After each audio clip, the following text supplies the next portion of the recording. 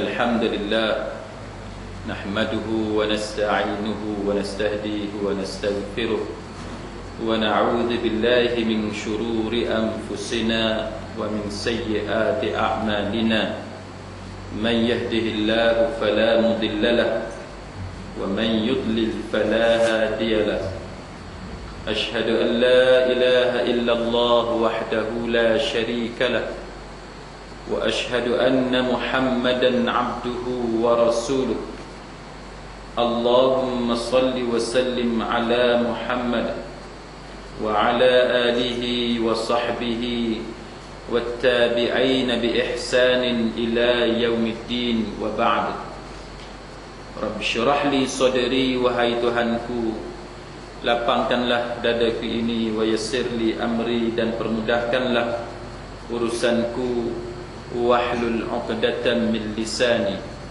dan uraikanlah kekeluhan lidahku, yafqahu qawli, supaya mereka memahami kata-kataku ini. Saudara-saudari, sahabat-sahabiyah, muslimin muslimat, mudah-mudahan dirahmati dan diberkati oleh Allah Subhanahu wa taala. Pada malam ini fiqh manhaji kita masuk terus pada muka surat yang ke-93. Sebab yang sebelum itu banyak berkisah tentang sejarah dan sebagainya. Saya percaya bahawa tuan-tuan boleh baca sendiri ataupun kita cuba cari peluang untuk melihat semintas lalu tentang sejarah yang sangat panjang tu. Jadi malam ni kita akan masuk kepada muqaddimah pengarang Al-Fiqhul Manhaji. Dalam bahagian pengenalan ilmu fiqh, sumber dan istilah dia. Apakah makna fiqh? Apakah makna fiqh? Fiqh ini dia ada dua makna. Makna dari segi bahasa ataupun fil lughatil arabiyyah, dalam bahasa Arab makna dia apa. Yang keduanya fil istilah, dari segi istilah penggunaannya itu maknanya apa. Baik. Apakah makna fiqh dari segi bahasa? Al-fiqh maknanya ialah al-fahm. Fiqh makna dia adalah faham. Contoh yang diberikan oleh pengarang kitab kita ini dikata berdasarkan kepada suratul Nisa ayat 78, iaitu a'udzubillahi minasyaitonir rajim, fama lihaula'il qaumi la yakaduna yafqahuna haditha. Maka apakah yang menyebabkan kaum itu hampir-hampir tidak memahami perkataan, yakni nasihat dan pengajaran. Itu diambil satu contoh. Dari segi bahasa, fiqh ataupun fiqh itu maknanya apa. Jadi bagi tuan-tuan yang boleh tengok ataupun ada kitab rujukan, boleh tengok perkataan yafqahuna, kan? Yafqahuna, fa qaf ha, kan? Fiqh itu. Dia ada perkataan tu yafqahuna, maknanya memahami. La yakaduna yafqahuna haditha, maknanya hampir-hampir tidak memahami perkataan, yakni nasihat dan pengajaran. Itu contoh dari segi bahasa. Fiqh makna dia ialah faham. Yang kedua, dalam suratul Isra ayat 44, firman Allah Ta'ala, walakin, tetapi, akan tetapi, la tafqahuna tasbihahum, kamu tidak faham akan tasbih mereka. La tafqahuna tasbihahum, kamu tidak faham. Tafqahuna, la tafqahuna, kamu tidak faham. Tasbihahum. Jadi perkataan tafqahuna ada juga perkataan, ada juga huruf fa qaf ha di situ. Fiqh itu, maka dia menunjukkan bahawa maknanya ialah faham. la tafqahuna, tidak faham. Kamu semua tidak faham akan tasbih mereka. Itu beberapa contoh. Contoh yang ketiga ialah hadis Nabi sallallahu alaihi wasallam, inna tula salatir rajuli wa qisara khutbatihi ma'innatun min fiqhi. Sesungguhnya seseorang yang lama solatnya dan pendek khutbahnya adalah tanda kefahamannya. Hadis ini ialah hadis Imam Muslim, iaitu maksud dia ialah kalau kita tengok fiqhihi, fiqhihi itu diterjemahkan dengan perkataan, dengan maksud kefahamannya. Hadis ni dia bercakap berkenaan dengan solat Jumaat, pasal solat Jumaat. Jadi kalau kita nak cam orang tu dia faham ataupun tidak, maka kita tengok kepada cara dia sembahyang dengan khutbah. Apa yang sebenarnya yang diajarkan oleh Nabi sallallahu alaihi wasallam, khutbah itu pendek, solat tu panjang. Tapi kita hari ini tuan-tuan, yang panjangnya khutbah, kan? Sembahyang tu jadi pendek pula. Sedangkan yang Nabi ajar, yang bagusnya ialah, yang paling tepat ialah khutbah itu pendek, lepas tu solat Jumaat itu yang panjang. Kita ni kadang-kadang khatib dia syok sangat, dia dapat mikrofon, dia tengok orang duduk kat bawah duduk dengar je, maka dia balun. Tambah pula kalau AJK bagi briefing awal-awal lagi, dia kata Ustaz balun hari ni cukup-cukup. Dia pun ambil peluang balun sungguh, kan? Dia balun sampai pukul 2 lebih, orang yang kerja kilang apa semua dah gatai punggung dah, kan? Nak berdiri tak boleh dan sebagainya. Jadi ada satu tempat tuan-tuan sekalian, sahabat kita bagi tahu sampai ke tahap pekerja-pekerja kilang ni, dia bangun dia sembahyang Zuhur. Sebab masa tu dah sampai 2 suku ke 2.20 lebih kurang. Jadi mereka terpaksa bekerja, pergi ke masuk kerja semula. Maka ada sebahagian daripada rakan-rakan kita ni bagi tahu bahawa di sebuah masjid pekerja-pekerja kilang ni terus sembahyang Zuhur sebab tak boleh nak tunggu dah. Itulah beberapa contoh muslimin muslimat. Tak apa, yang tu kita ulas kemudian. Baik. Itu makna fiqh dari segi bahasa. Baik. Itu dari segi bahasa. Sekarang kita nak tengok pula makna fiqh dari segi istilah. Sebagaimana yang kita sebut pada awal pengajian kita dulu, makna dua segi ni, dua definisi ni dia ada ketikanya sama, ada ketikanya berbeza. Dari segi bahasa Arab makna dia apa, dari segi penggunaan makna dia apa. Jadi apabila kita belajar tentang hal ini, maka para ulama dia akan bagi, kebiasaannya dia akan bagi dua makna. Satu makna dari segi bahasa, dan yang keduanya dari segi istilah ataupun dari segi penggunaannya.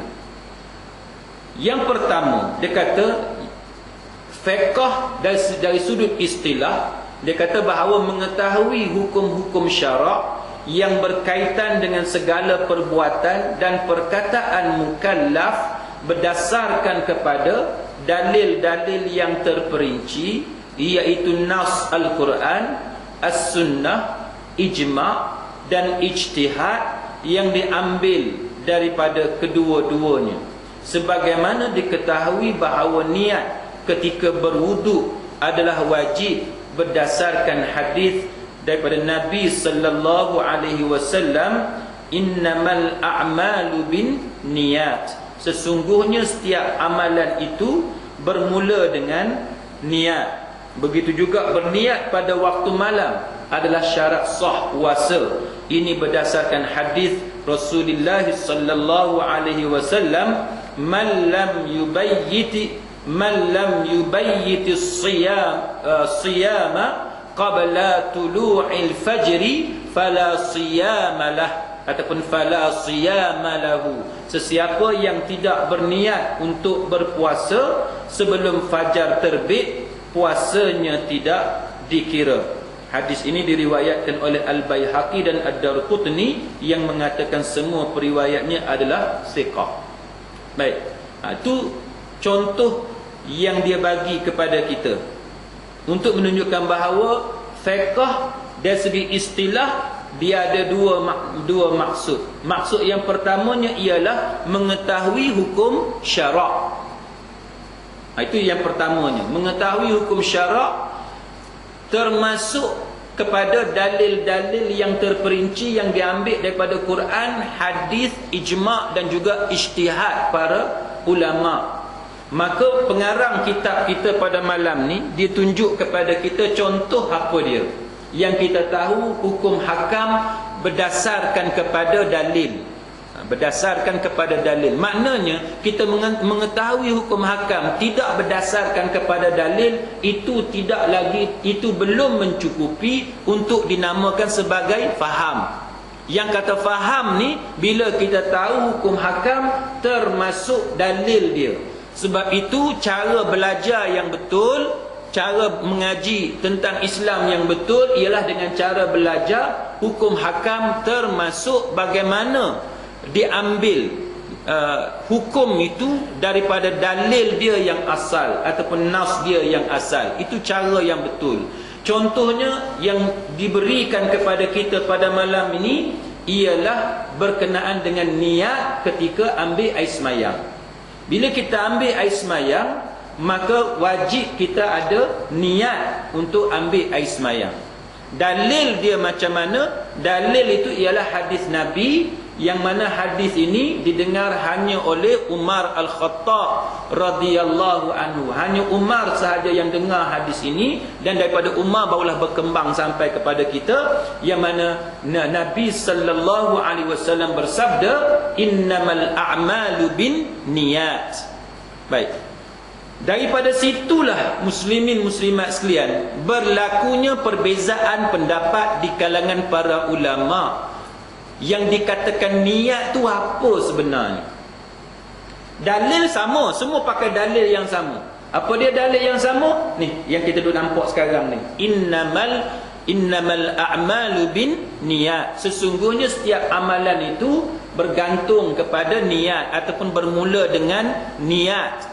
Tapi yang duk jadi berlaku perbezaan pendapat tu sebab apa? Muslimin muslimat sekalian, kerana para ulama berbeza pendapat tentang makna niat tu apa. Makna niat tu apa? Bagi sesiapa yang pernah belajar kitab Minyatul Musalli ataupun Munyatul Musalli, dia akan pernah berjumpa tentang perbahasan berkenaan qasad, ta'arud, ta'yin. Betul tak? Dia akan jumpa tentang masalah qasad, ta'arud, ta'yin. Yang kata qasad tu apa dia?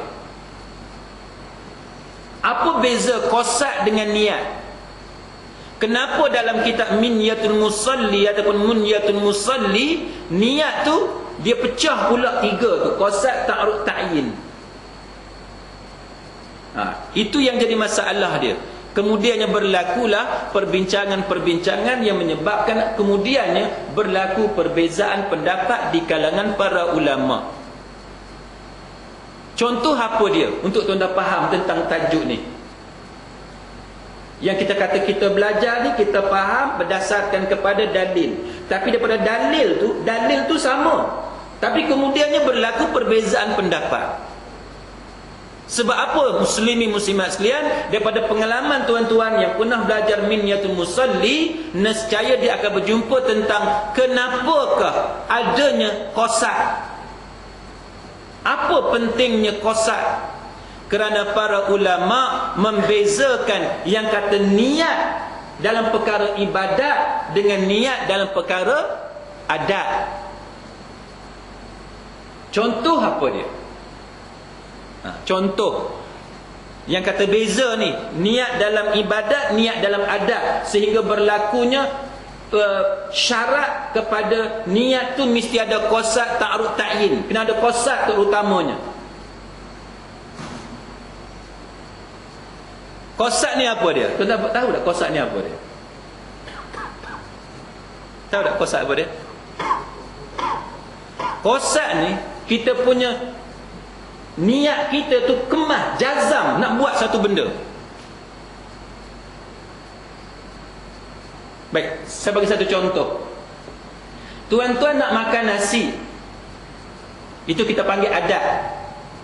Okey, tuan-tuan nak makan nasi, yang tu kita panggil adat. Betul tak? Ha? Okey, bila tuan-tuan nak makan nasi, tuan-tuan niat nak makan nasi?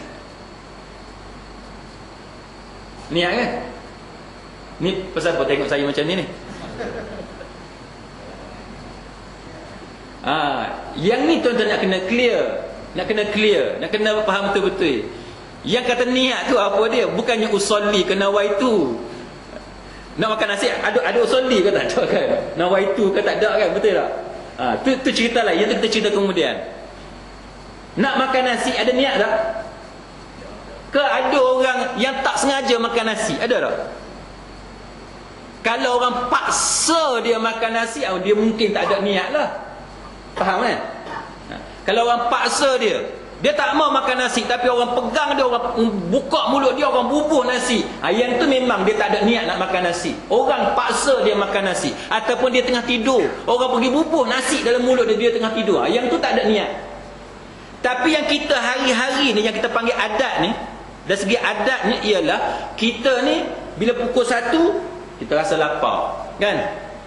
Perut kita kosong, kita rasa lapar, kita pun pergi cari kedai. Pasal apa kita cari kedai? Sebab niat kita nak makan nasi. Niat kita nak makan nasi. Ke tuan-tuan pergi kedai nasi sebab nak pergi baiki basikal, ada? Tak ada kan? Kita pergi restoran nasi kandak sebab kita nak makan nasi. Tuan-tuan pergi ke toilet, pergi ke jamban, bilik ayak. Niat apa dia? Mana boleh habaq ustaz, niat ikut saya. Saya nak masuk toilet pasal apa? Kan? Niat pasal apa? Pasal nak buang air. Itu niat. Tuan-tuan faham kan? Itu niat. Baik. Itu yang menjadikan para ulama berbeza pendapat. Itu yang menyebabkan para ulama berbeza pendapat tentang masalah bila dalam ibadat, adakah niat yang macam tu dikira sebagai niat dalam ibadat.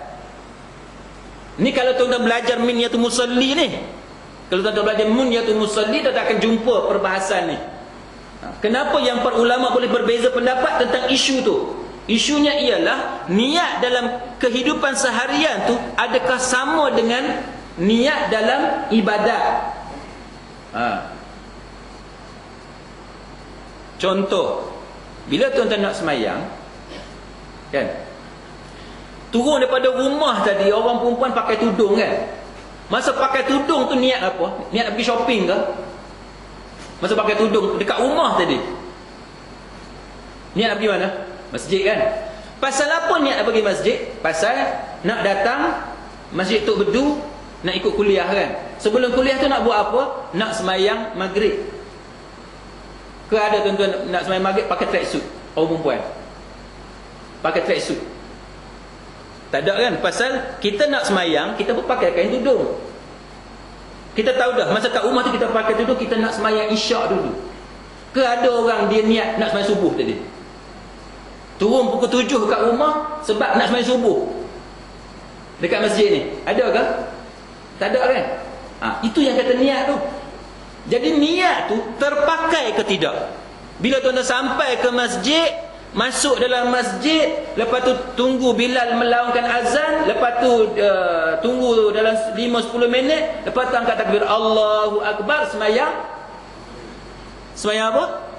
Maghrib. Pakai tak niat tu? Ni kalau tak faham, angkat tangan tu tanya dah. Tak faham? Tak faham. Baik, macam ni. Bila kita belajar Minyatul Musalli, dia masalah dia ialah ketika angkat takbir Allahu Akbar tu, kan? Ketika Allahu Akbar, takbiratul ihram tu bermula daripada alif Allah, kan? Alif Allah tu sampai kepada ra akbar tu, niat tu kena ada. Faham tak tu? Faham kan? Pasal apa bila kita belajar bab, kita belajar kitab Minyatul Musalli tu, dia kata mesti ada pada alif Allah tu sampai kepada ra akbar tu. Pasal apa? Pasal apa?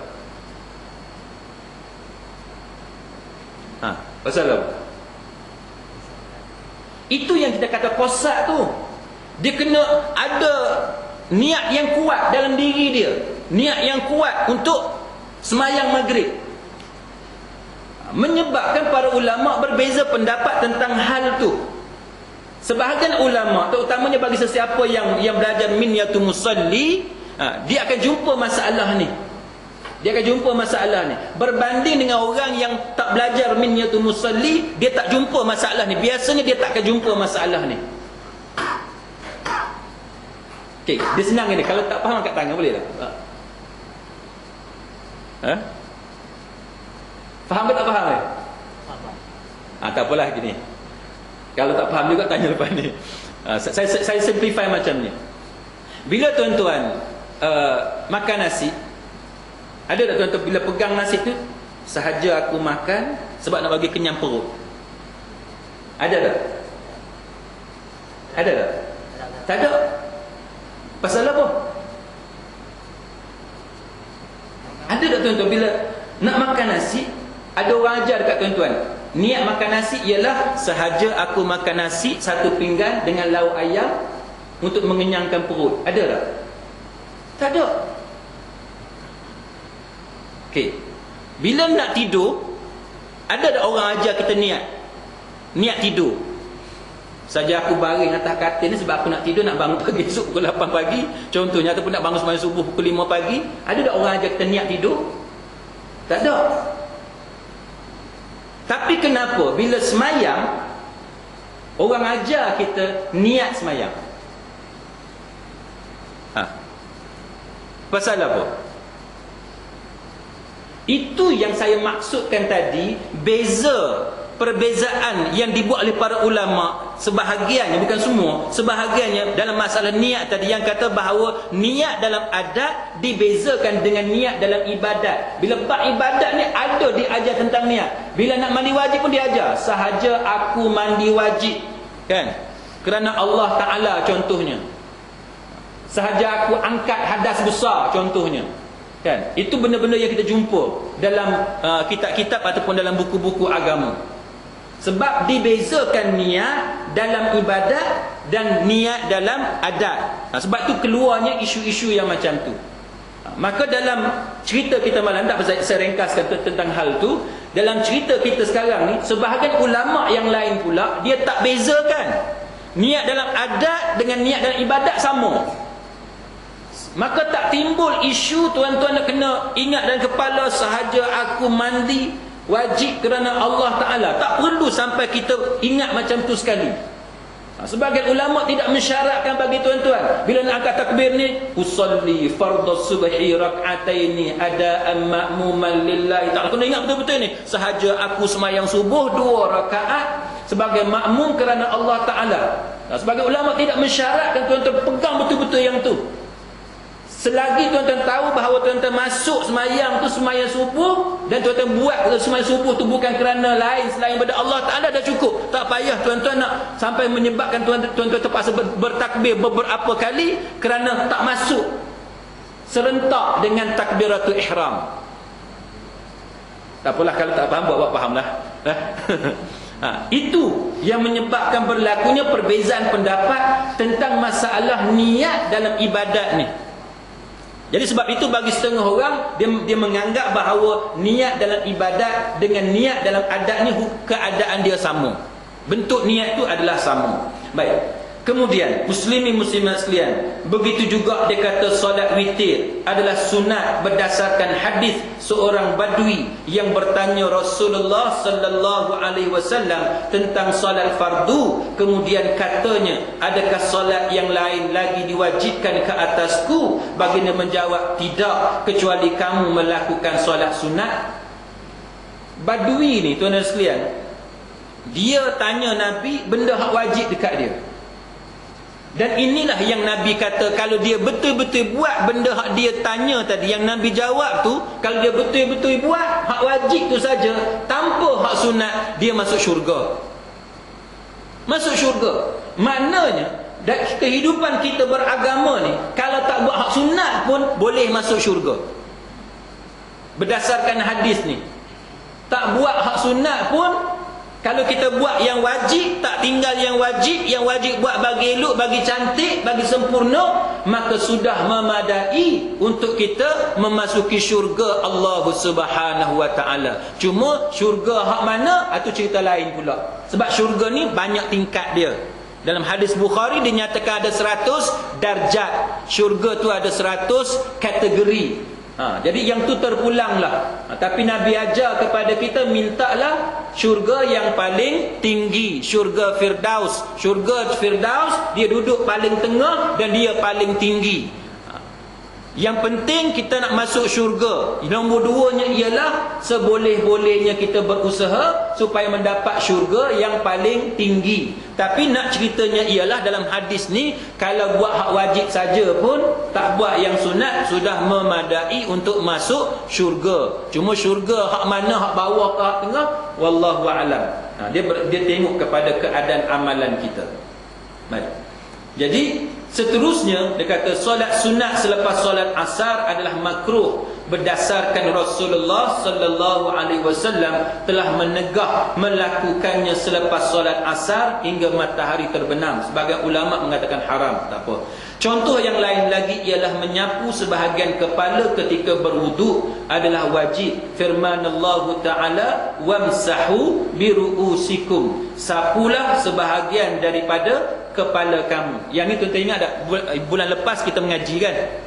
Bulan lepas kita mengaji wamsahu biru'usikum. Lepas tu wa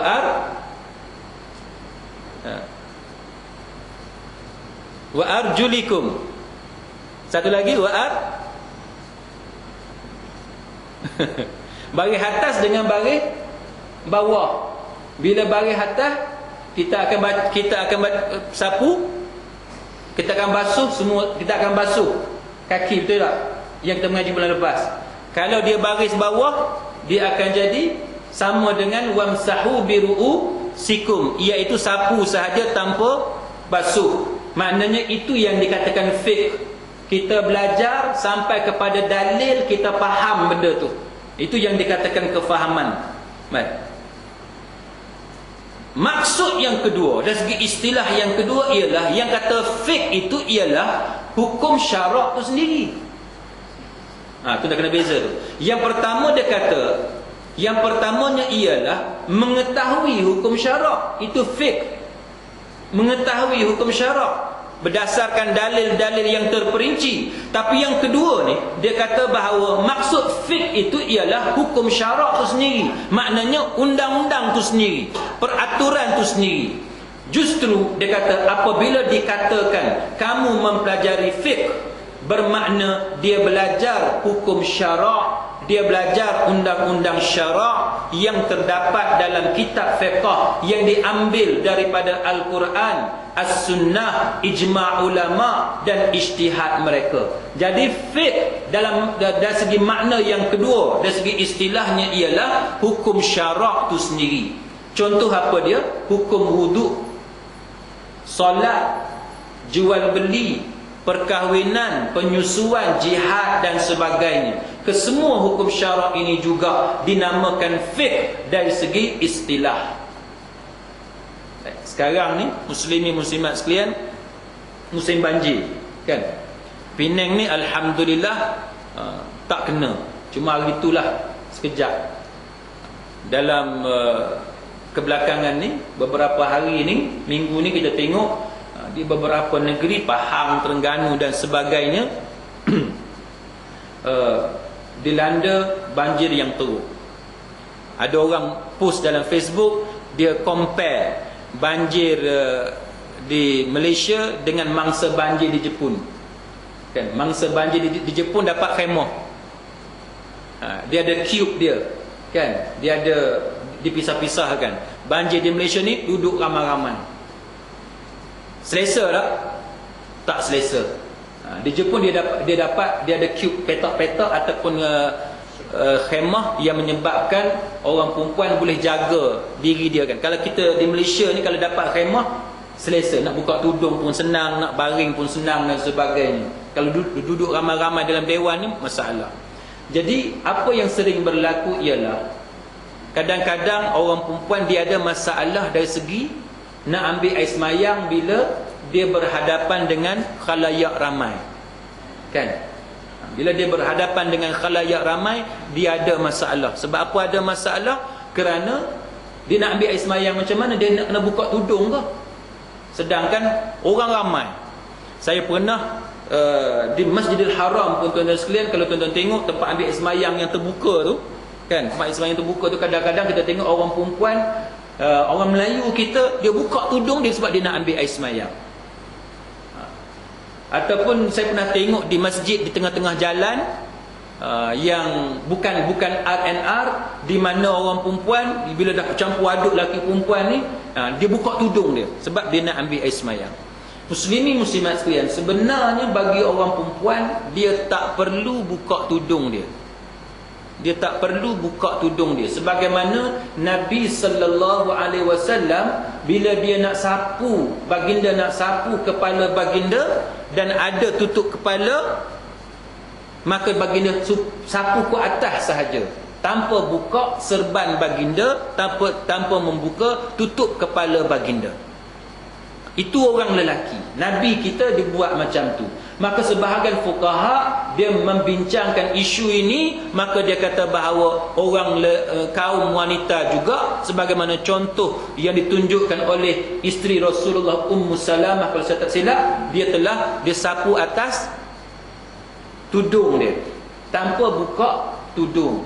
Jadi orang perempuan kalau dia berhadapan dengan keadaan yang macam ni, dia tak perlu untuk buka tudung, memadai dia sapu ke atas tudung dia, mencontohi apa yang dilakukan oleh Ummul Mukminin, yang dilakukan oleh isteri Nabi, dan juga mencontohi apa yang dilakukan oleh Nabi sallallahu alaihi wasallam sendiri. Cuma para ulama tak setuju dalam masalah lengan baju.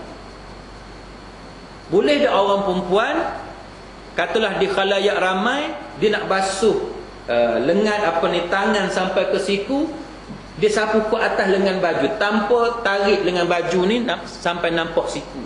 Para ulama tak bersetuju bahawa orang perempuan boleh sapu ke atas kerana tiada dalil daripada Nabi sallallahu alaihi wasallam ataupun sebarang petunjuk daripada isteri Rasulullah ataupun para sahabat yang lain. Mereka mengatakan bahawa kalau setakat tudung kepala boleh sapu ke atas, tapi kalau lengan baju tak boleh. Okey. Orang perempuan boleh faham tak? Maknanya saya mencadangkan bagi orang perempuan, katalah dia berjumpa dengan masalah macam ni, antara cara yang dia boleh buat, kita dah belajar dah, anggota wuduk yang wajib ada 4. Kan? Anggota wuduk yang wajib ada 4. Kalau Albani dia kata basuh tangan yang mula-mula tu wajib dah, awal-awal lagi dah wajib. Tak apa, kita belajar fiqh Syafi'i malam ni, yang wajibnya 4. Bermula dengan sapu muka. Kan? Sapu muka kena buka tudung tak? Orang perempuan tak payah buka tudung. So sapu je muka. Basuh muka dengan air seperti biasa, tanpa buka tudung. Nombor 2, tangan sampai siku. Kita dah belajar tadi bahawa para ulama tak boleh nak setuju bahawa boleh sapu ke atas lengan baju. Maka tak ada pilihan, kena tarik lengan baju. Tarik lengan baju dalam mazhab Syafi'i, orang perempuan tak boleh tarik lengan baju sebab itu dikira sebagai aurat. Tetapi dalam mazhab lain dinyatakan bahawa aurat terbahagi kepada beberapa pembahagian, antaranya aurat berat, aurat ringan, antaranya aurat bekerja dan sebagainya.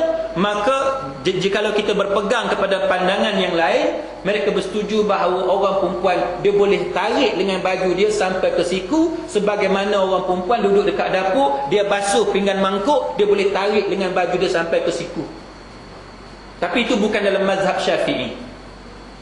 Tapi sekurang-kurangnya tuan-tuan, orang perempuan dia tak buat satu amalan yang bercanggah dengan ijma' ulama. Paling kurang ada mazhab lain yang setuju. Boleh faham Jadi basuh tangan sampai ke siku sebab kita tak diberi pilihan. Tak diberi pilihan. Basuh seperti biasa sampai ke siku. Yang ketiga apa dia? Kepala lah. Tadi kita dah sebut, tudung tak payah buka. Tudung seperti biasa, cuma kita basahkan tangan sebagaimana yang kita dah buat selama ni. Basahkan tangan, jangan bagi dia bertakung air. Kita basahkan tangan, kita sapu ke atas. Nombor 4, basuh kaki. Kaki dalam mazhab Syafi'i itu adalah aurat. Tetapi dalam mazhab yang lain itu mempunyai pandangan yang lain. Dan sebahagian ulama' membolehkan orang perempuan tak pakai stokil, mendedahkan kaki. Dan termasuk dalam aurat yang mana dibenarkan untuk didedahkan pada ketika bekerja. Tapi itu di luar daripada mazhab Syafi'i.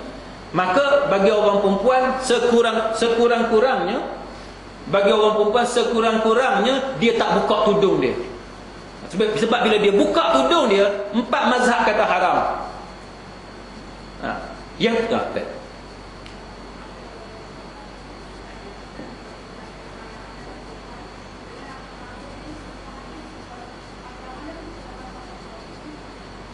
ada ustaz kata kena basahkan apa?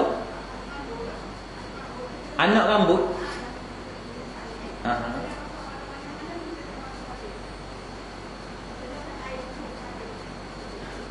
Ni mandi wajib ke wudu? Sekejap lagi. Kita nak bincang sekarang ni wudu. Baik. Okey. Tapi ustaz tu kata kena basahkan sampai habis panjang rambut tu. Baik, kalau kita bercakap dalam mazhab Syafi'i kan, tak perlu sampai apa kita kata? Sampai habis rambut tu. Tak perlu sampai habis anak rambut. Sebab sebagaimana yang kita sebut sebelum ni, memadai dia basuh kepala macam tu. Cuma memang ada sebahagian pandangan yang mengatakan bahawa kau boleh dia tarik habis sampai habis rambut dia. Kan? Tetapi itu tak wajib. Itu tidak wajib. Baik. Okey kan?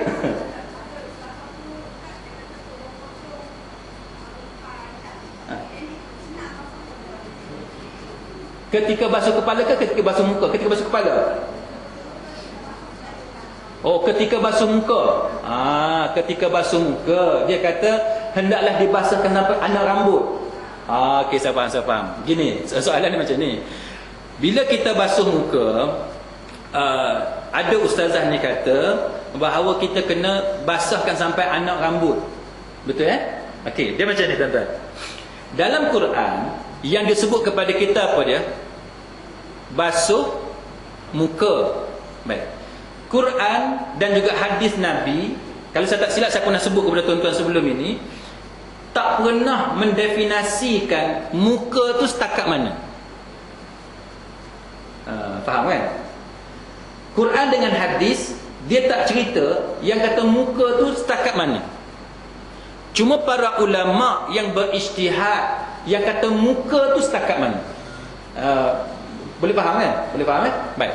Maka yang kata muka ni setakat mana, antara yang mudah untuk kita bincang malam ni ialah bila kita tengok kat depan, kan? Kita tengok kat depan, atas bermula daripada mana? Bagi atas sekali wajah. Okey, bermula pada tempat tumbuhnya rambut kita. Kan? Bermula di tempat tumbuhnya rambut kita. Jadi kalau ustazah tu kata kita kena basahkan anak rambut, maksud dia ni lah, kan? Itu betul lah kalau maksud ya. Kena potong.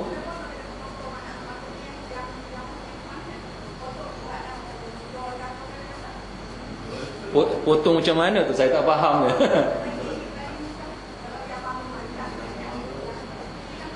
Sekejap. Dia, rambut, katalah orang perempuan dia letak macam tu rambut dia kan. Dia pakai, kita panggil apa, kopiah. dia pakai, saya tak panggil apa.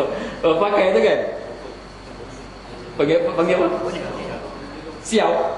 Scarf. Scarf. Okay, scarf. Pakai scarf. Baik, bila pakai scarf, Kenapa kita mesti tuduh potong rambut? Kita ada scarf. Kalau kita tarik scarf ke belakang, kita akan jumpa tempat tumbuh rambut, betul tak? Betul tak? Jadi kenapa mesti potong rambut?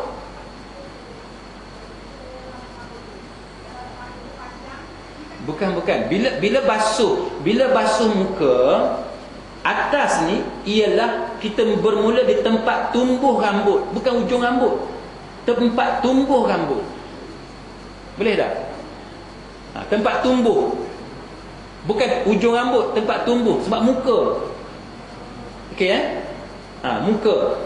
Cuma katalah orang perempuan tu ataupun orang lelaki ke, tak kira lah, maknanya katalah rambut dia pelik sikit.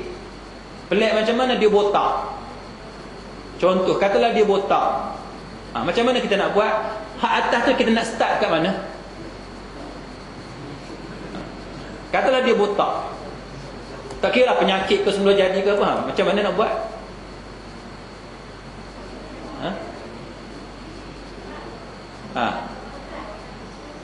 Dia dikira pada kadar biasa di mana rambut tumbuh. Okey? Tempat biasa di mana rambut tumbuh. Pada kadar biasa. Tak payah ukur, tak payah.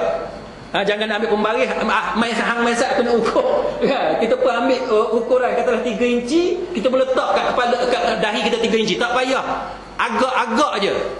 Kan? Boleh nampak agak-agak je. Muka kita ni katalah memang botak kepala kita. Yang kata muka ni kat mana? Agak-agak je. Muka ni dahi setakat mana? Siapa yang tu? Tak payah ukur, tak payah buat garisan. Tak payah. Tak payah. Clear tak yang tu? Okey. Ke ada soalan?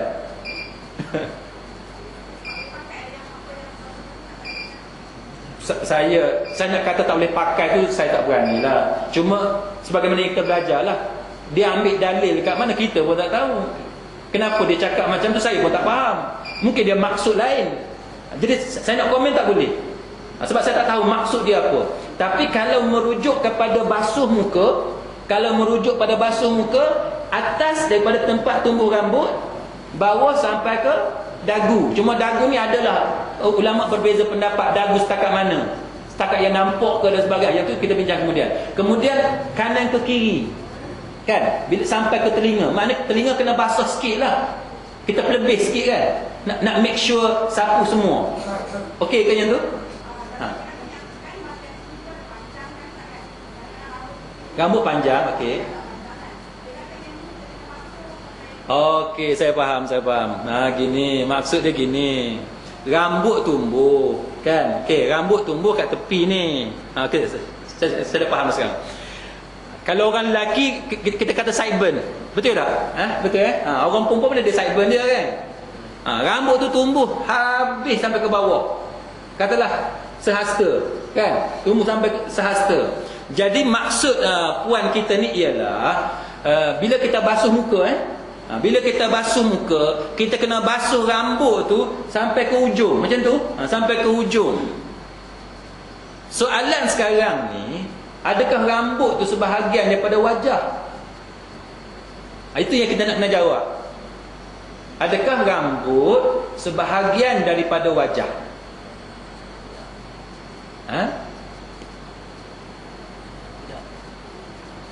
Dia mudah je tuan-tuan. Agama ni benda yang kita guna akal. Yang kata wajah ni apa dia wajah? Wajah lah ustaz, muka. Yang kata wajah tu apa dia wajah? Jadi bila ada rambut, ni sideburn kan? Dia tumbuh sampai ke bawah. Adakah rambut kita yang beberapa helai tu, adakah tu wajah? Ada, itu bukan wajah. Itu bukan muka. Itu bukan muka. Quran suruh basuh muka. Jadi basuh muka je lah. Kan? Kita tak payah nak basuh tarik semua. Tak payah. Kalau nasib baik tuan-tuan tak ada cyber macam Tun Mahathir kan. Kalau cyber Tun Mahathir kena basuh. Baik. Apa saya melawak kan. Jadi bagi orang perempuan, bila tarik macam tu, itu adakah itu wajah? Dah, itu bukan wajah. Faham tak maksud saya? Yang kita disuruh basuh wajah. Jadi bila basuh wajah, bila jumpa saja tempat tumbuh rambut, stop setakat tu. Kan? Itu dah bukan wajah dah. Okey, boleh jadi bila sampai ke telinga macam tu juga, bila dah sampai telinga, habis setakat tu.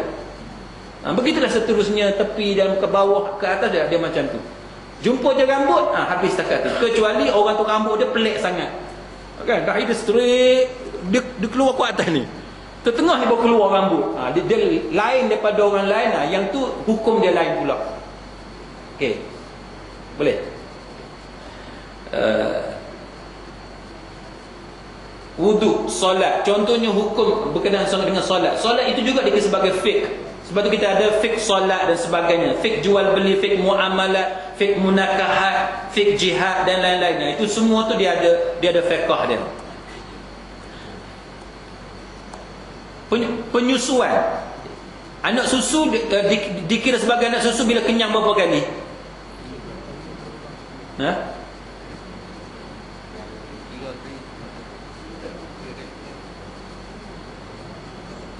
Kenyang berapa kali? Berapa? 3. Bukan 5. Bukan 2.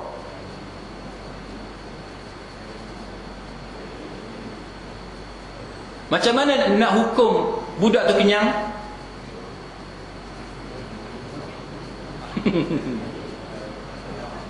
Macam mana nak hukum budak tu kenyang? Ke puan nak tunggu dia sendawa dulu?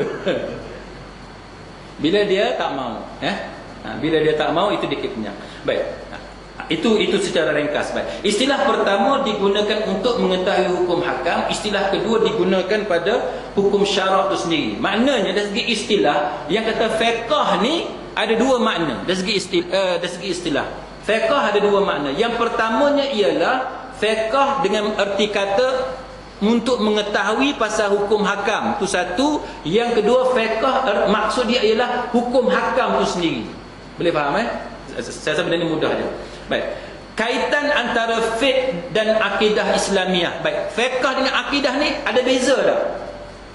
Dah kita belajar dah tadi lebih kurang. Fiqh dengan akidah ni ada beza.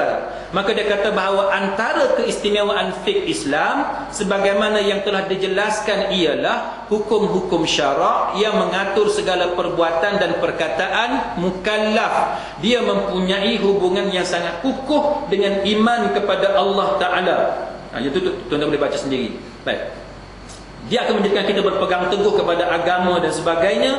Lepas tu dia kata bahawa orang yang tidak beriman kepada Allah, dia tak terikat dengan ibadat solat dan puasa. Mereka akan bertindak tanpa mengira hukum halal dan haram. Dia cerita bahawa fiqh dengan akidah ni dia ada kaitan yang sangat rapat. Dia ada kaitan yang sangat rapat. Sebab itu orang yang tidak beriman kepada Allah, dia tak terikat dengan ibadat solat dan puasa. Orang kafir wajib tak solat? Tak. Orang kafir wajib tak puasa? Tak. Habis kenapa yang kita bising bila nak buat hudud? Kita tersibuk orang kafir tak kena hudud. Pasal apa? Sebab hudud wajib ke atas orang Islam. Walaupun ada perbezaan pendapat ulama, tapi yang tu benda yang menjadi ikhtilaf di kalangan para fuqaha, yang tu kita bincang kemudian. Tapi yang pentingnya ialah orang kafir, bila dia kafir, dia tak terikat dengan hukum hakam berkaitan dengan ibadat-ibadat orang Islam. Maka contoh dalam Al-Quran yang menjelaskan hubungan antara fiqh dengan iman sangat banyak. Apa dia contoh dia? Yang pertamanya surah Al-Ma'idah ayat yang ke-6. A'udzubillahi minasyaitonirrajim. Ya ayyuhalladzina amanu idza qumtum ilas salah faghsilu wujuhakum wa aydiyakum ilal marafiq. Ini yang kita baca itu. Wahai orang-orang yang beriman, apabila kamu hendak mengerjakan sembahyang, maka berwuduklah, iaitu dengan cara basuhlah muka kamu dan kedua belah tangan kamu. Itu yang dikatakan bahawa hubung kait antara fiqh dengan iman. Orang perempuan nampak tak ni? Faham tak maksud dia apa? Macam ni, kalau tengok ayat Quran ni, dia bermula dengan perkataan ya ayyuhalladzina amanu, wahai orang-orang yang beriman. Dia bercakap pasal iman. Dia bercakap pasal orang yang percaya kepada akidah Islam, kan? Lepas dia cakap gitu, lepas Allah Taala sebut wahai orang-orang yang beriman, Baru dia cerita pasal fiqh, iaitu bila nak semayang maka hendaklah ambil air semayang. Maka ini adalah dalil yang menunjukkan hubung kait antara iman dengan amalan soleh, antara iman dengan hukum hakam. Dia ada hubung kait. Itu yang cuba diberitahu kepada kita oleh pengarang kitab kita ni. Maka dia kata Allah Ta'ala menyebut tentang solat dan zakat seiring dengan beriman dengan hari kiamat. Nak cerita pasal solat dan zakat, disebut juga tentang beriman kepada hari kiamat. Apa dia? Alladzina yuqimunas salah wa yu'tunaz zakah wa hum bil akhirati hum yuqinun. Dia kata iaitu mereka yang tetap mendirikan solat dan memberi dan membayar zakat, dan mereka pula percaya kepada hari akhirat. Wa hum bil akhirati hum yuqinun. Mereka tu yakin dengan hari akhirat. Hubung kait antara percaya kepada hari akhirat dengan solat dengan zakat. Dia contoh lagu ni tuan-tuan. Orang yang semayang, pasal apa dia semayang? Pasal apa? Kalau ikut ayat ni, makna dia ada kaitan dengan kita percaya bahawa nanti kita akan mati. Mati itu kiamat kecil. Satu lagi kiamat besar yang kita panggil as-sa'ah, kan? Yaumul qiyamah tu. Yauma la yanfa'u malu wala banun illa man atallaha biqalbin salim. Suatu hari yang tak berguna harta benda dan anak pinak, melainkan mereka yang datang kepada Allah dengan hati yang selamat sejahtera, hati yang bebas daripada syirik. Jadi orang yang semayang, orang yang bayar zakat, kalau dia yakin kepada hari kiamat, adanya hari kiamat, bermakna dia akan berjumpa dengan Allah Ta'ala. Dia semayang tu pasal apa? Dia semayang kerana Allah, kerana dia yakin dia akan berjumpa dengan Allah Ta'ala, dan Allah Ta'ala akan bagi balasan. Pada masa yang sama, orang yang bayar zakat, pasal apa dia bayar zakat? Bukan masalah dia nak tunjuk dekat orang, bukan masalah dia nak avoid, dia nak evade income tax, tapi sebab dia tahu bahawa dengan dia bayar zakat tadi, maka dengan duit zakat tadi diperolehi oleh golongan asnaf, oleh golongan yang layak menerima zakat itu, maka dia dapat pahala di sisi Allah Subhanahu wa Ta'ala. Maka itu menunjukkan hubung kait antara membayar zakat dengan kepercayaan dia dengan hari akhirat kelak. Tuan-tuan berjual beli dengan orang, tiba-tiba orang tu bayar terlebih. Dia patut bayar RM10, tapi sebab warna duit tu lebih kurang, merah dengan kuning tu nampak lebih kurang, dia bagi RM20. Kita pun ingatkan duit RM10. Tiba-tiba lepas dia pergi, tengok dekat tangan kita RM20. Orang yang percaya pada hari kiamat, dia pegang tak duit tu? Dia simpan tak duit tu? Tak, dia tak simpan. Dia akan pergi cari balik kawan tu, dia akan bagi tahu, hang dah terbayar lebih dekat aku, ni ambil balik 20, bagi dekat aku 10. Sebab dia tahu bahawa dia akan berjumpa dengan Allah Ta'ala di hari akhirat kelak. Itu maksud dia. Maka dia kata Allah Ta'ala memfardukan puasa yang membawa seseorang kepada bertakwa dan menghubungkannya dengan iman. Ya ayyuhalladzina amanu kutiba alaikumus shiyam kama kutiba alal ladzina min qablikum la'allakum tattaqun. Dia start dengan aman. Aman, bukan amnu, aman. Ya ayyuhalladzina amanu, wahai orang-orang yang beriman. Wahai orang-orang yang beriman. Lepas tu dia kata diwajibkan ke atas kamu berpuasa.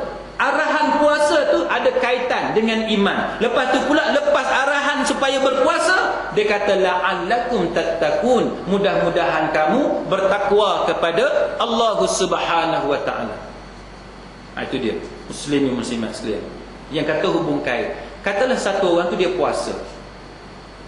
Dia puasa, tapi pada masa yang sama dia tak tinggal cakap-cakap buruk, celupa, mencarut. Adakah dia tu puasa? Tak. Dia tak puasa. Dia berpuasa tapi dosa dia tak tinggal. Apa dia? Sebab kalau orang perempuan dia puasa tapi dia buka aurat, adakah itu dinamakan puasa? Tak. Orang Melayu sekarang tuan-tuan dah tiru orang putih. Dia pakai seluar, dia panggil tight tu. Kan, budak-budak perempuan sekarang ni dia pergi pasar malam, dia pakai seluar tight tu. Orang putih pun duk kalut dekat England tuan-tuan sekalian, dia kata tight tu bukannya seluar. Budak kita dia pakai tight, itu bukan seluar. Itu bukan seluar. Pakai tight, lepas tu pakailah seluar. Ni tak dia pakai tight saja. Masalah. Itu dikatakan mendedahkan aurat. Jadi bila mendedahkan aurat, adakah orang tu dikira sebagai berpuasa? Tak. Sebab dia tidak meninggalkan perkara yang haram. Sama dengan orang lelaki, dia berpuasa tapi dia tak semayang. Adakah itu dinamakan berpuasa? Tak. Kan? Dia ada kaitan dengan iman dan takwa kepada Allah Subhanahu Wa Taala. Begitu juga Allah Taala menyebut tentang sifat-sifat yang terpuji yang menghiasi peribadi seorang Islam yang dikaitkan dengan keimanan kepadanya. Yang ni ayat ni panjang. Qad aflahal mu'minun sampai habis. Maksudnya sesungguhnya berjayalah orang yang beriman, iaitu mereka yang khusyuk dalam solatnya dan mereka yang menjauhkan diri daripada perbuatan dan perkataan sia-sia, sampailah kepada mereka tu menjaga amanah dan janjinya, dan mereka yang tetap memelihara solatnya, mereka itulah orang yang berhak mewarisi, yang akan mewarisi syurga Firdaus, mereka kekal di dalamnya. Ada orang kata syurga Firdaus ni hanya untuk nabi-nabi, kan? Hanya untuk nabi-nabi. Tetapi nabi kita sendiri tuan-tuan sekalian, Muhammad sallallahu alaihi wasallam mengajar kepada kita sebagaimana disebut dalam Sahih Bukhari, supaya kita minta syurga Firdaus. Supaya kita minta syurga Firdaus. Dan dalam ayat ni juga disebut alladzina yaritsunal firdausa hum fiha khalidun, yang mana orang yang beriman, yang mengamalkan benda-benda yang disenarai tadi, betul-betul dia mengamalkannya, maka dia akan mewarisi syurga Firdaus. Maka ini adalah dalil bahawa orang macam kita pun tuan-tuan sekalian, kalau kita beramal dengan amalan yang cantik, yang elok, yang sempurna, maka tidak mustahil insya-Allah ada ruang untuk kita untuk mewarisi syurga Firdaus sebagaimana yang disebut oleh Allah Ta'ala dalam ayat ini. Amin ya rabbal alamin. Kita minta kepada Allah supaya kita ni masuk syurga Firdaus. Kan ada dekat tuan-tuan yang tak mau masuk syurga Firdaus? Tak, semua nak kan? Jadi kita minta syurga Firdaus, dan ayat ni pun sebut bahawa orang yang buat benda macam ni, pelihara semayang dia, jaga kehormatan dia dan sebagainya, jauhkan diri daripada perbuatan yang sia-sia, perkataan sia-sia dan lain-lain, maka mereka itu akan mewarisi syurga Firdaus. Kita kena ada semangat tuan-tuan sekalian. Begitu juga Allah Ta'ala memerintahkan orang lelaki berinteraksi secara baik dengan kaum wanita, iaitu ya ayyuhalladzina amanu la yahillu lakum an taritsun nisaa karha. Wahai orang-orang yang beriman, tidak halal bagi kamu mewarisi perempuan dengan jalan paksaan. Wala ta'duluhunna litadhhabu bi ba'dhi ma ataitumuhunna illa an ya'tina bi fahishatin mubayyinah. Dan janganlah kamu menyakiti mereka kerana kamu hendak mengambil balik sebahagian daripada apa yang kamu telah berikan kepadanya, kecuali apabila mereka melakukan perbuatan keji yang nyata. Maknanya gini, orang lelaki, Allah Ta'ala sebut ni, dia mula-mula dengan ya ayyuhalladzina aman, wahai orang-orang yang beriman. Ayat tu kemudian dia cerita bahawa jangan kamu tahan orang perempuan tu sebab dengan niat untuk dera buat nyaya dekat dia. Maknanya macam ni, katalah orang perempuan dengan orang lelaki nak bercerai. Dia nak bercerai. Orang lelaki ni dia niat dia nak dera orang perempuan tu, dia tak mau lepas. Istilah Melayu kita gantung tak bertali. Untuk pengetahuan kaum lelaki, perbuatan menggantung isteri tak bertali itu adalah perbuatan yang zalim dan bukannya perbuatan orang yang beriman. Orang yang beriman, kalau dia ada masalah rumah tangga, isteri ada masalah dengan suami dia, suami ada masalah dengan isteri dia, dia akan bincang cara baik. Kalau perlu bercerai, dia akan bercerai cara baik. Yang dia buat nyaya antara satu sama lain tu adalah orang yang sebenarnya tidak beriman dalam arti kata yang sebenar. Contoh apa dia? Yang biasa berlaku dekat mahkamah syariah. Saya boleh cerita banyak dekat tuan-tuan. Antaranya bila dah bercerai, laki perempuan dah bercerai dah. Anak dapat kat siapa? Katalah suami setuju bagi dekat isteri dia, anak. Suami ni pun dah bercerai, dia kahwinlah lain. Isteri marah sebab suami kahwin lain. Logik tak tuan-tuan? Tak logik, dah bercerai dah. Pasal apa marah pula laki pergi kahwin lain? Hang pun nak kahwin lah, kan? Dah laki dah kahwin, isteri kahwin lah. Apa masalah? Dia tak jadi gitu. Dalam dunia realiti, hak jadinya macam mana? Ni contohlah, contoh. Orang laki dia dah kahwin lain. Hak perempuan ni tak kahwin. Sebab apa tak kahwin tak tahulah kan. Tiba-tiba bila si lelaki ni tiba giliran hujung minggu nak ambil anak dia pergi berjalan, yang perempuan ni dia buat perangai. Janji dah tiap-tiap minggu pukul 3 petang, okey, suami dia balik kerja dia akan ambil anak dia. Lepas main Jumaat balik sekolah dia akan ambil anak dia, nanti hari Ahad dia akan hantar balik kat isteri dia. Pergi-pergi kunci pintu. Kunci pintu. Tidakkah itu namanya menghalang si ayah daripada mendapat anak dia dan menghalang si anak daripada dapat ayah dia? Itu adalah contoh penganiayaan ataupun kezaliman yang dilakukan oleh pasangan yang telah bercerai. Sama juga orang lelaki. Dia geram, isteri dia minta cerai. Padahal isteri dia ada sebab yang kukuh. Biasalah duk berlaku. Apa dia? Contohnya, suami tak ada kerja. Isteri tolong cari kerja untuk suami. Dapatlah kerja. Tapi suami pula tak mau. Dia suka duduk kat rumah. Kan? Suami pula tak mau. Dia suka duduk kat rumah. Dia suka tidur. Dia suka bangun makan. Bila makan, dia kena sedia. Dah ada semua atas meja. Isteri minta fasakh ataupun minta ta'liq sebab suami tidak membayar nafkah. Katalah 3 bulan, 6 bulan dan sebagainya. Suami ni, dia tahu dah bahawa isteri dia memang layak minta fasakh sebab dia memang tak bagi nafkah. Betul tak? Memang dia tak bagi nafkah. Maka dari segi hukum agama, bila isteri minta cerai atas alasan suami tak bagi nafkah dan suami tahu bahawa dia memang tak bagi nafkah, sepatutnya suami itu menceraikan isteri dia dengan cara yang baik. Tapi yang duk berlaku apa dia? Dia gantung tak bertali. Pasal apa bila kita tanya dia pasal apa? Dia kata biar padan muka dia ustaz. Itu ayat hak keluar. Ayat yang keluarnya biar padan muka.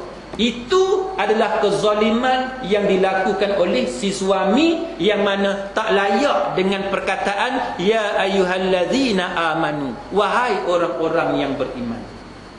Jadi kalau orang tu dia benar-benar beriman, maka dia tak buat benda-benda yang macam tu. Baik, 840. Muslimin muslimat sekalian.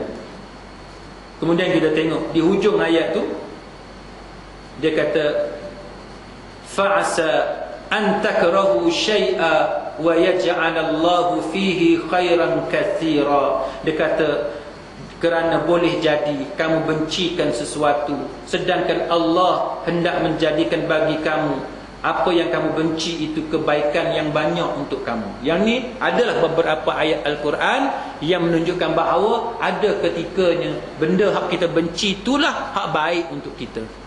Ada ketikanya benda hak kita suka itulah benda tu tak elok untuk kita. Jadi kita orang Islam ni kita kena ada sikap, kita kena ada sangkaan baik macam tu. Kita dah bina rumah tangga elok-elok, tiba-tiba ada masalah. Tiba-tiba ada masalah yang menyebabkan suami isteri ni terpaksa bercerai. Maka kalau terpaksa bercerai, maka hendaklah bercerai dengan cara yang elok, dan hendaklah dia tahu bahawa boleh jadi benda yang kita tak suka itulah dia ada kebaikannya. Kita kena ada keyakinan macam tu sebagai seorang Islam. Maka dengan ada keyakinan macam tu, tidak ada tekanan yang hebat dalam diri kita. Kita duduk bersedih lama sangat pun buat apa? Dia tak akan mengubah apa-apa. Kan? Itu sikap orang Islam. Baik, muslimin muslimat sekalian, ada sebarang soalan?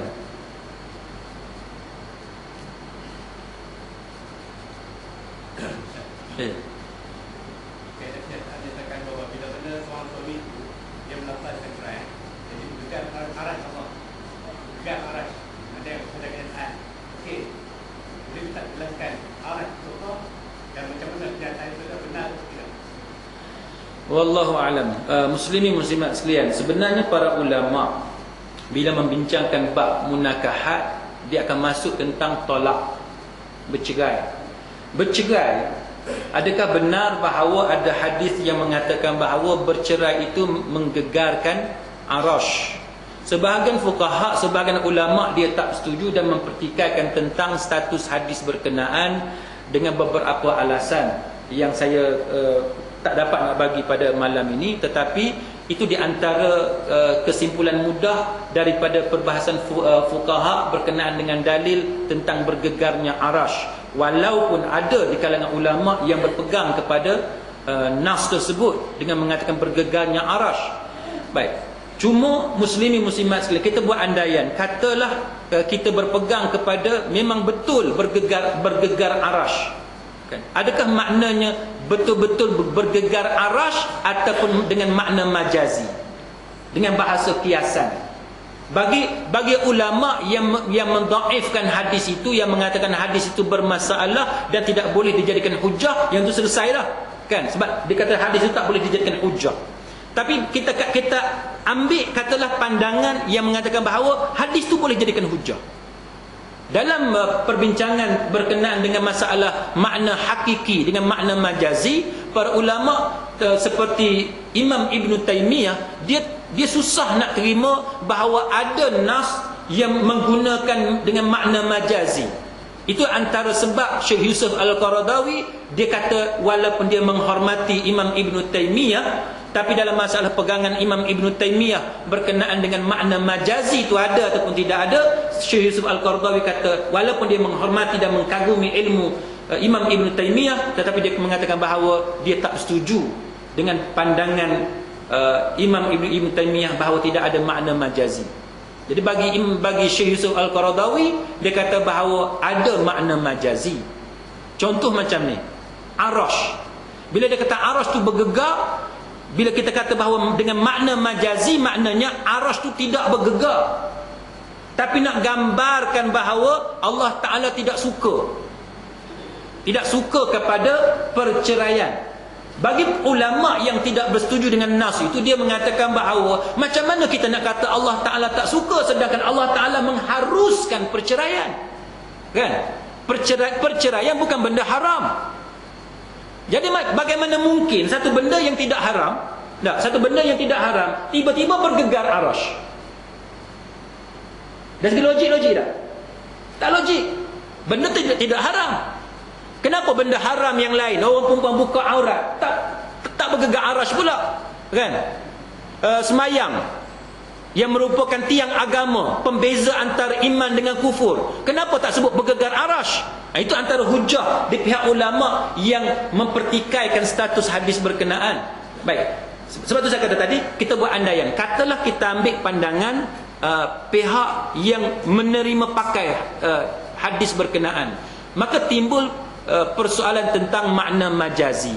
Sebagaimana Syekh Yusuf Al-Qaradawi dalam kitab dia Kaifa Nata'amul Ma'as Sunnah, dia membincangkan tentang hadis Hajarul Aswad, batu hitam dekat Kaabah tu kan, batu daripada syurga.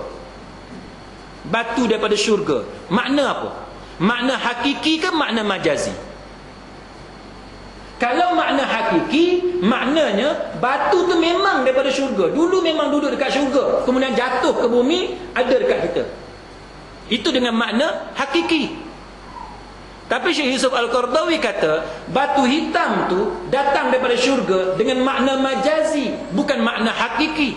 Yang itu yang menyebabkan sebagian ulama di Saudi membidas Syekh Yusuf Al-Qaradawi yang mengarang kitab dia Kaifa Nata'amul Ma'as Sunnah, dan sebahagian ulama Saudi mempertikaikan kredibiliti kewibawaan Syekh Yusuf Al-Qaradawi dan juga kebagusan kitab Kaifa Nata'amul Ma'as Sunnah kerana ulasan Syekh Yusuf Al-Qaradawi berkenaan dengan masalah makna majazi kepada batu hitam tu daripada syurga. Ni faham ke tak faham? Faham kan? Jadi maknanya, adakah kita nak terima bergegarnya arasy tu makna majazi ke makna hakiki? Jadi kalau tuan-tuan menerima makna majazi, okeylah, kan? Arasy tidak bergegar, cuma nak gambarkan bahawa Allah Ta'ala tak suka. Tapi kalau kita pakai hujah tu, kita ambil hujah yang tadi pula. Macam mana pula benda harus benda yang harus tiba-tiba bergegar arasy walaupun dengan makna majazi, sedangkan benda haram tak bergegar arasy. Faham kan? Itu yang menyebabkan bagi saya sendiri, dari segi tarjihnya, kalau kita nak pilih, pandangan yang pertama tu lebih baik. Pandangan yang mengatakan bahawa hadis itu tak boleh dijadikan hujah untuk mengatakan bahawa arasy tu bergegar. Sebab dia tak kuat. Kita nak pertahankan tu tak boleh. Wallahu a'lam. Makna arasy, wallahu a'lam, saya tak boleh nak cerita makna arasy tu apa dia. Cuma muslimin muslimat sekalian, macam ni saya jawab. Tuan-tuan ingat isu yang duk berlaku Mufti Kedah, yang sebut tentang seperti duduk, seperti kera duduk tu. Dia macam ni, muslimin muslimat sekalian. Bila kita sebut tentang beberapa perkara yang berkaitan dengan masalah istiwa Allah Ta'ala di atas arasy, kan? Satu, bentuk arasy tu macam mana, kan? Yang keduanya, istiwa tu macam mana. Saya tak sempat sebenarnya saya ada bawa satu buku ataupun satu kitab berkenaan dengan manhaj akidah Al-Imam Syafi'i, sebab saya nak compare dengan apa yang kita belajar malam ni, cuma tak sempat. Yang kita nak tunjuk ialah bagaimana Imam Syafi'i dia memakai manhaj salaf dalam masalah yang macam ni, iaitu menggunakan perkataan asal yang digunakan oleh nas tanpa mentakwilkan makna dia. Faham kan?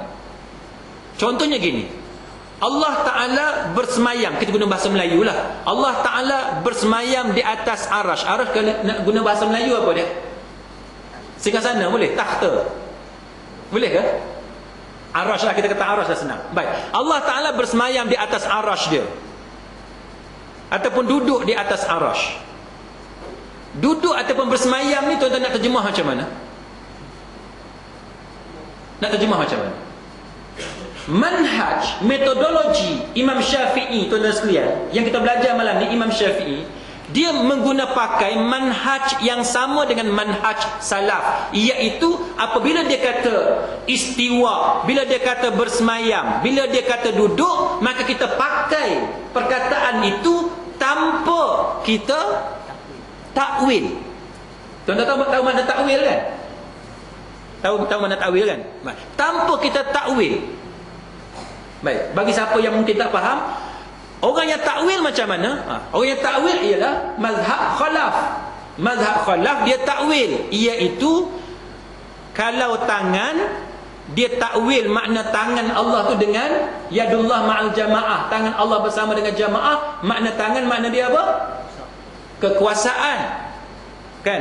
Sebagaimana yang Mufti Kedah dia bagi contoh tu, dia kata bahawa Kedah sekarang ni berada di tangan UMNO, kan? Kedah dia sedap sebut UMNO ni. Kedah berada pada tangan UMNO. UMNO ada tangan ke? Itu maksud dia. UMNO ada tangan ke? UMNO tak ada tangan. Tapi bila kita sebut Kedah berada pada tangan UMNO, maknanya ialah Kedah dalam penguasaan UMNO. Itu tu mazhab apa? Dia takwil tu. Mazhab apa? mazhab khalaf. Bagi siapa yang mungkin tak biasa dengan istilah ni, maknanya ginilah. Zaman dulu, zaman Nabi dengan sahabat, para tabi'in dulu, tuan-tuan sekalian, mereka ni tidak ada kecenderungan, kefahaman yang dia ubah makna tu, dia takwil makna tu, tak ada. Ayat turun macam tu, hadis datang macam tu lah dia terima. Itu manhaj salaf. Sebab itu kita kata bahawa manhaj salaf ni manhaj yang lebih selamat. Sebab dia tak ubah apa-apa. Dia tak ubah apa-apa. Dia terima macam tu. Cuma dia kata bahawa kalau Allah Ta'ala duduk di arash, orang nak terjemah singgah sana ke tak apalah, takhta dia dan sebagainya. Kalau kata duduk tu, tuan-tuan sekalian, duduk tu tidak bermakna duduk macam kita. Bersemayam bukan kata bersemayam macam raja duduk atas singgasana dia, bukan dengan maksud yang sebegitu. Sebagaimana Allah Ta'ala wujud, kita juga wujud. Jadi adakah wujudnya kita dengan wujudnya Allah Ta'ala sama? Tak sama, lain. Tapi mazhab khalaf ni, kalau bahasa yang mudah untuk tuan-tuan faham, maknanya orang sekarang lah. Yang kemudian ni, dia berpendapat bahawa, nak bagi mudah fahamnya, tangan tu maknanya kekuasaan, kan? Jadi bila dia kata bahawa Allah Ta'ala duduk di atas arash, bersemayam di atas arash, maknanya bukan kata Allah Ta'ala duduk di atas arash, tapi maknanya Allah Ta'ala tu berkuasa. Sebagaimana duduk di atas takhta, raja duduk di atas takhta. Takhta dia mana? Kursi dia tu ke pangkat dia sebagai raja. Dia perbahasan macam tu lah. Muslimin muslimat sekalian, yang menyebabkan sampai sekarang ni isu tu sangat sensitif. Jadi pihak yang cenderung kepada khalaf, dia kata no, kita kena takwil. Allah Ta'ala tak duduk. Dia tidak duduk. Allah Ta'ala tidak ada tangan. Kalau Allah Ta'ala ada tangan, dia serupa dengan kita. Sedangkan kita belajar mukhalafatul lil hawadith. Itu contoh perbahasan-perbahasan yang ada. Tapi kalau tuan-tuan tanya saya lebih mengatakan bahawa, saya cenderung mengatakan bahawa lebih selamat kita berpegang kepada manhaj salaf. Maknanya apa yang difahami, yang diterima pakai oleh para sahabat tanpa mentakwilkan makna berkenaan. Wallahu a'lam. Boleh? Ada soalan lain? Last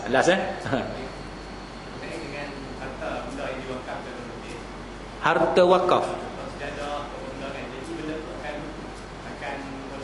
Jadi macam mana kita nak menggara kepada, adakah kita buang betul-betul ataupun simpan bagi simpan.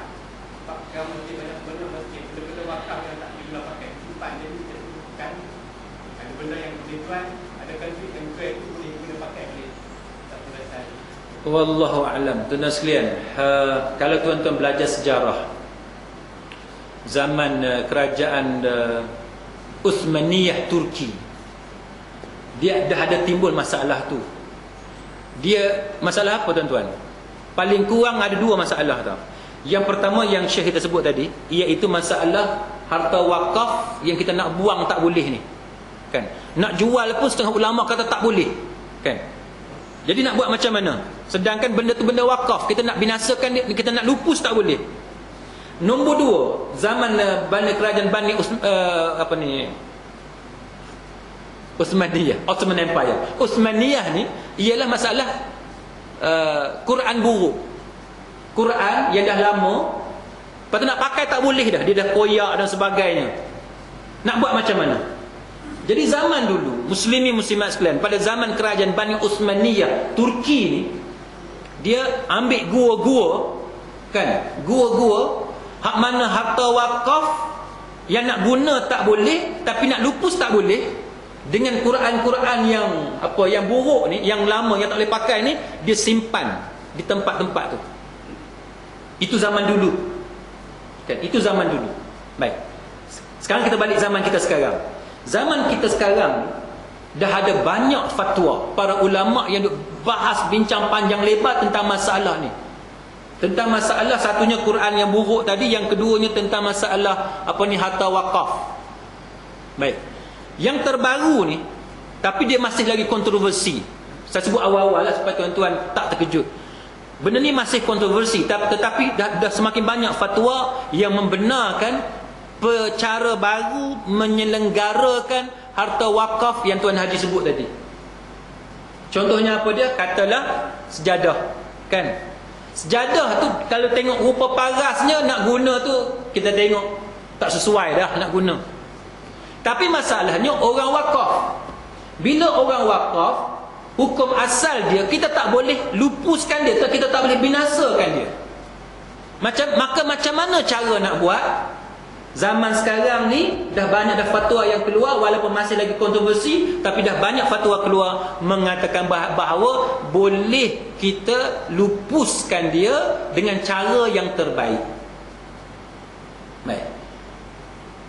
Masalah dia cara terbaik tu macam mana? Cara terbaik tu macam mana? Baik, satu, sejadah. Bila dia buruk, kalau jual laku tak? Kalau kita jual laku tak? Katalah kita buat andaian, katalah laku. Ada orang nak beli. Dia nak buat apa benda kita tak tahu, tapi ada orang nak beli dengan harga murah. Kan? Punya banyak sejadah buruk tu, RM1 je dia beli. Contoh, kita buat andaian. Dan pilihan yang kita ada masa tu, itu je yang terbaik. Maka yang fatwa-fatwa terbaru ni kata dibenarkan kita menjual harta wakaf yang buruk tadi, kita lupuskan dia dengan cara jual. Maka duit yang kita dapat tadi, katalah RM1 ke RM10, yang tu kita beli hak baru. Beli apa dia, ikutlah sejadah juga ke apa yang sesuai dengan nilai yang kita dapat tadi. Maka itu menjadi penerusan kepada wakaf orang tu. Kena faham kan? Faham? Sama sebagaimana kontroversinya berkenaan dengan tanah wakaf ataupun bangunan wakaf, masjid wakaf, boleh tak kita peruntuh? Benda yang sama. Dulu-dulu kita tengok fatwa banyak mengatakan bahawa tak boleh, menyebabkan kita tengok di beberapa tempat jadi serba salah, kan? Masjid tu dia wakaf orang, jadi kita nak runtuhkan dia tak boleh. Tapi kemudian itu dan sekalian, dengan masalah yang sekarang yang kita alami, dah banyak fatwa keluar bahawa boleh kita kita buang masjid lama, ganti di tempat baru, dan itu dianggap sebagai penerusan kepada wakaf hak ada tu, sebab kita dah ganti. Contohnya apa dia? Buat jalan, kan? Buat jalan menyebabkan kena kepada yang kata bangunan yang diwakafkan tadi. Maka boleh ke tidak? Jawapan dia boleh. Satu lagi ialah wakaf secara cash. Ini pun yang baru juga, dan benda itu dikembangkan oleh para ulama pada zaman kerajaan Uthmaniyah. Zaman kemudian. Itu termasuk dalam kajian PhD saya yang kata helah yang dikaitkan dengan masalah cash wakaf. Jadi wakaf secara tunai. Zaman dulu-dulu tuan-tuan sekalian, wakaf secara tunai ni tak ada. Wakaf secara tunai ni yang kemudian ni baru timbul masalah tu.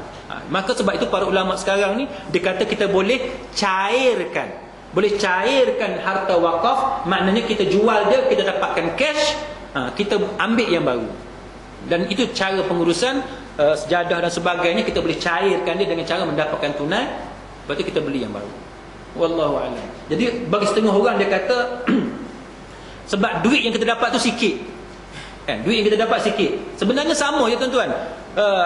Sejadah yang baru harga berapa? Katalah RM10. Selepas 10 tahun nilai dia tinggal berapa? Kadang-kadang dah tidak ada nilai dah, betul tak? Dah tak ada nilai. Sama. Maka kalau kita cairkan, kita dapat duit sikit, sama. Itu di antara perbincangan para fuqaha berkenaan dengan masalah harta wakaf dan sebagainya. Boleh kita berhenti sekarang, ya? Muslimin masing-masing, saya minta maaf di atas segala kekurangan. Moga-moga apa yang kita bincang pada malam ini mendapat sebuah sedikit pahala di sisi Allah Subhanahu wa taala. Kita tutup dengan membaca tasbih kafarah. Subhanakallahumma wa bihamdika, asyhadu an la ilaha illa anta, astaghfiruka wa atubu ilaik. Wabillahi taufiq wal hidayah. Wassalamu alaikum warahmatullahi wabarakatuh.